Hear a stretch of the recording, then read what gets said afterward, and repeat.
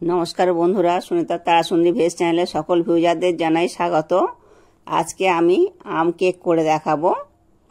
তো আম কেক করেছি, এই দেখো খুব স্পঞ্জি আর নরম হয়েছে।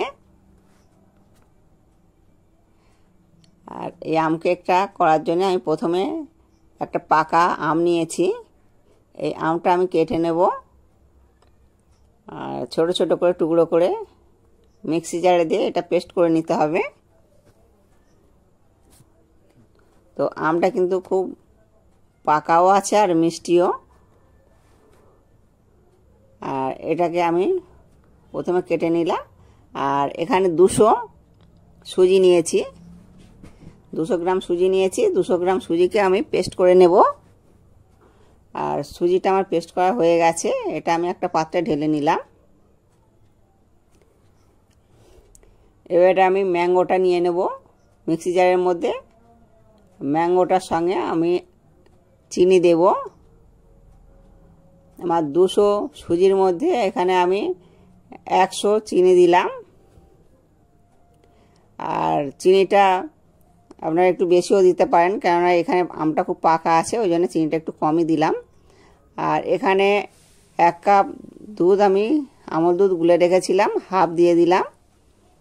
আর এর মধ্যে কিন্তু জল অ্যাড করা যাবে না। আর আমটা আমার পেস্ট করা হয়ে গেছে। চিনির মধ্যেই আমটা দিয়েছিলাম, আমটা চিনিটা একসঙ্গে পেস্ট করে নিয়েছি। আর আমি সেই আমটা সুজির মধ্যে দিয়ে এটা আমি ভালো করে ফেটিয়ে নেব।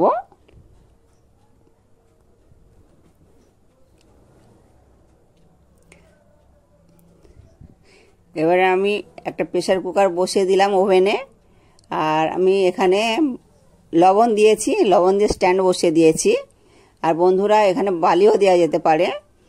আর এখানে টিফিন বক্সের মধ্যে আমি ঘি নিলাম 1 চামচ। ঘি নিয়ে আমি এটা মাখিয়ে নেব ভালো করে।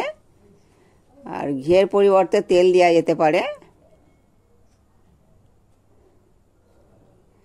এটা আমি ঘিটা মাখিয়ে নিলাম। আর বাকি দুধটা দিয়ে দিলাম। আর এই দুধের ওপরেই আমি ইনোটাকে দিয়ে দেব। ইনোটা দুধের মধ্যে দিয়ে দেব। দিলে এটা একটু ভালো করে ফেটিয়ে নিতে হবে। আর ইনোটা দেওয়ার ফলে দেখো অনেকটা ফুলে উঠেছে।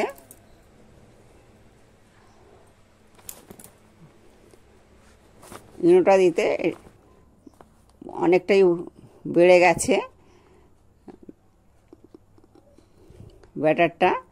এই দেখো ব্যাটারটা কতটা ফুলে গেছে। আর ব্যাটারটা আমি একভাবেই আমি এটাকে ঘোরাতে থাকবো।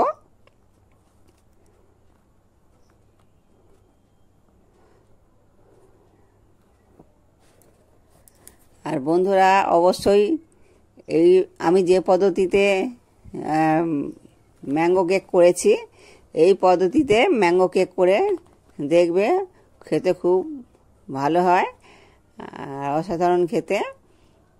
তো বাচ্চারা কিন্তু খুবই পছন্দ করে এগুলো।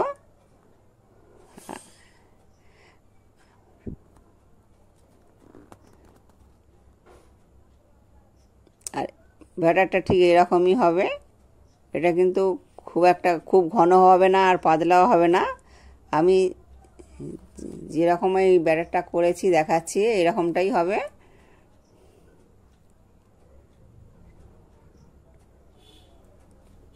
এটাই কিন্তু পারফেক্ট ব্যাটার। এটা আমি এবারে টিফিন বক্সের মধ্যে ঢেলে দেব। টিফিন বক্সের মধ্যে ঢেলে এটাকে আমি একটু ঝাঁকিয়ে নেব, যাতে এর ভিতরে হাওয়াটা না থেকে থাকে।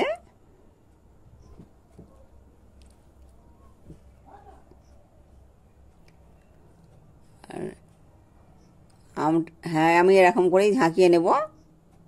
ঝাঁকিয়ে নিলে ভিতরের হাওয়াটা বেরিয়ে যাবে। আর আমি কিছু কাজু ছোট ছোট করে কেটে রেখেছি, সেটাই আমি ডেকোরেশন করে নেব। আর ওইদিকে আমি প্রেসার কুকারটা ওভেনের মধ্যে বসিয়ে দিয়েছি। ওটা কিন্তু আমি গরম হতে দিয়েছি। ওটা কিন্তু অবশ্যই গরম হওয়া দরকার। আর গরম হয়ে গেছে, এটা আমি বসিয়ে দিলাম। বসিয়ে দিয়ে আমি প্রেসার কুকারের টুপিটা খুলে আমি এটা ঢাকাটা দিয়ে দেব। আর আমি 30 মিনিটের মতন রেখেছিলাম। আমি চেক করে দেখলাম এটা হয়ে গেছে। এবার আমি এটা তুলে নেব।